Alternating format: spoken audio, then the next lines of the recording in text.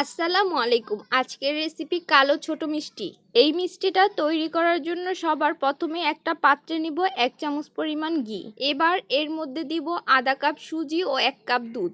এই দুটি উপকরণকে নেড়েচেড়ে রান্না করে নিব 5 মিনিট। এবার চুলা থেকে নামিয়ে এর মধ্যে অ্যাড করব 1 চামচ পরিমাণ ময়দা, আধা চামচ বেকিং পাউডার, আধা চামচ বেকিং সোডা, আর সাথে মিক্স করব 2 চামচ পরিমাণ গুঁড়ো দুধ। এবার হাতে তেল লাগিয়ে এগুলোকে ছোট ছোট মিষ্টি করে বানিয়ে নিব। মিষ্টিগুলো খুবই মিহি করে বানাতে হবে, কোনো ফাটল থাকা যাবে না। এবার শিরা বানানোর জন্য অন্য একটা পাত্রে নিব 1 কাপ পরিমাণ পানি ও আধা কাপের একটু কম চিনি। শিরাটা তৈরি করা হয়ে গিয়েছে, এবার মিষ্টিগুলো বেজে নিব। মিষ্টিগুলো বেজে নিতে হবে মিডিয়াম তাপে এবং লাল লাল করে বেজে নিব।